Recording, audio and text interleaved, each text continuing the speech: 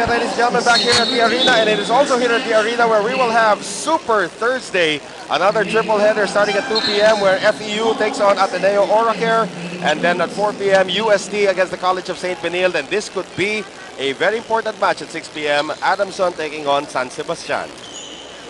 And of course, all that happening here at Makita natin, there is San Sebastian head coach Roger Gorayev to the right. Of course, si Cesar, ang ating kaibigan din dito sa Sports Station. Chillin' with the coach. Chillin', getting some cheesums. Oh, mamaya kasi, pag dumating yung players na Adamson, may pagkain. Kaya nandiyan si Cesar. All right, starting our second set. Adamson 25-15 winners in the first set over UP.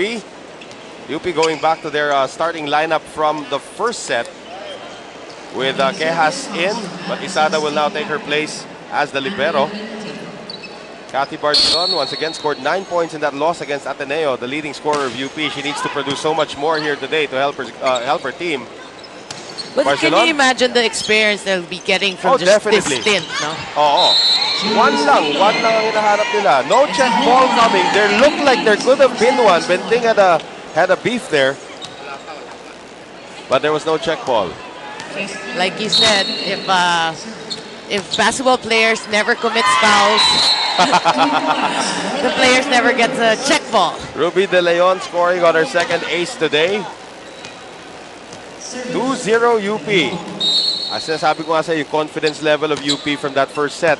When they were down 24-10 at nanalo Adamson 25-15, their confidence level kept on going up. However, Adamson does break that by scoring on that offensive. Well, again, Joanna Butor-Carpio opting to go to Nerissa Bautista, and even through 3 blockers, she gets the point. Medyo nagulat nga doon si Amanda Isada. Exactly. De Leon setting up Ramos. Benting is there. Here's the back set to Soriano. And nothing Jet Montero could do to save that. Well, it's just positioning once again. You know, that spike wasn't that strong. It was just there's a bit of top spin, but it's a positioning of this UP defense. We are tied at 2 right now. Montero with the dig. De Leon going the other way for Barcelona. That's a great setup there. Credit half that point to Ruby De Leon. That's right. Ruby De Leon just... Actually, yeah, she realized that Barcelona has been playing very well, and why not go to her? And the Adamson defense was able to get there, but not in time. UP leading once again here in the set number 2, 3-2. And here's Joyce Palad. Gata. Carpio. High set for Gustilo. Turned back that time by South Ramos. Gustilo this time tries to tip it over. Haba ng galamay nito si Quejas. And that time Soriano was intimidated actually by Quejas' hulking presence. The 5'9" girl able to change her shot. That's right. But actually the set was kind of far from the net. And you know, people like Soriano so used to the sets of Serafica being near perfect. Near perfect. Right. Here's Bautista. Gustilo. Wow, single coverage that time. And Quejas able to get there, and no tip coming, and there was also no hit on the line from the ball. So Gustilo goes wide. Now it's a check ball. The original senyas from our referee was a point for UP. Now it's a point para sa Adamson. Well, that's right. You know, the linesman already signaled a check from the start. So he saw it, and pinanindigan talaga niya. Right. Here's Ramos. That's a far set. And Quejas wasn't even expecting it to be anywhere near that area.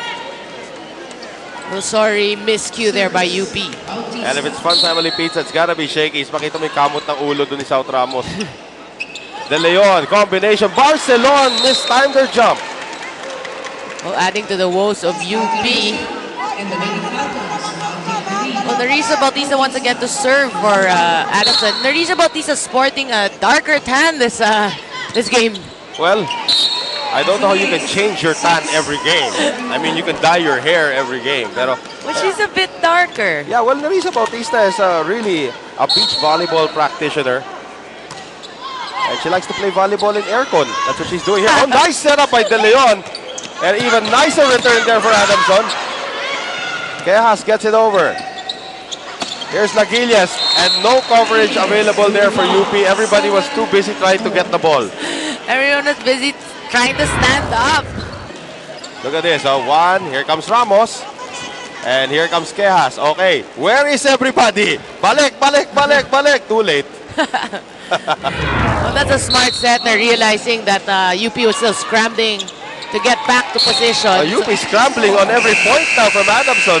Tandaan natin, UP started this with a 4-1 lead. And now they are down 8-4. We'll be right back.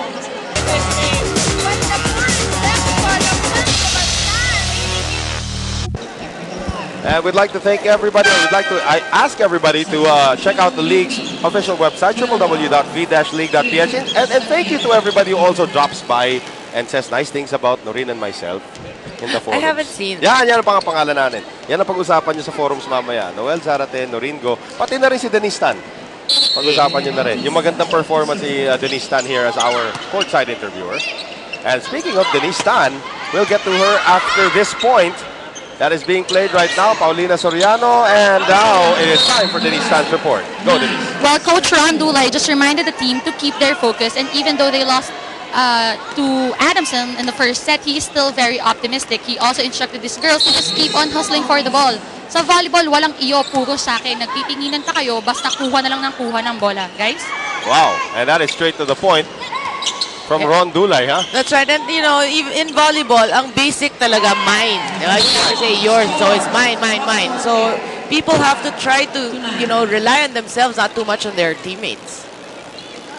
And 9-5 right now. UP scores another point. And the official ball of the Shakey's VLeague is Mikasa. Cathy Barcelon, the UP captain, serving. Carpio, quick set. Papunta rito kay Paulina Soriano.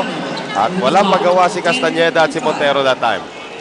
Well, I think, you know, Noel, I think ang comfort zone ngayon ni Carpio is a quick set. Right. So not only Narisa, even Paulina Soriano, Lagiles.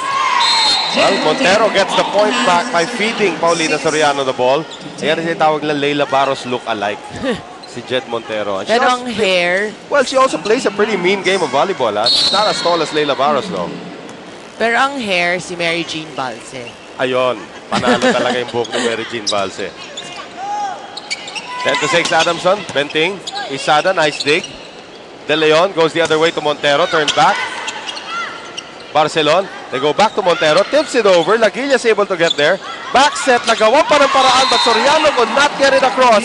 That was a great set there by Joanna Botor Carpio. But ito nga si Soriano, naunay lundag sa talon. Nagulat siya siguro. Sabi na parang out of position. Biglang, oh, that's mine again! Oh. And the UP blockers were there anyway. Exactly. Southlyn Ramos. Also getting a lot of fans here already at the arena. Ito si South Ramos, huh?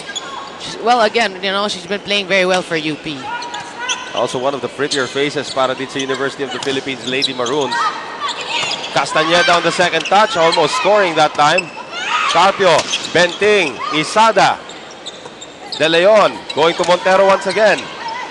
Carpio's there. Laguillas sets up Soriano. That's a great set para kay Soriano. Yan ang mga gusto niya yung palapit na sa net na set. Talagang hinabol ni Soriano. Look at this. Parang alanganin na yung kay Laguillas. Nung kailan malapit sa net, eto sa inyo. Good balancing act on the line there for Soriano.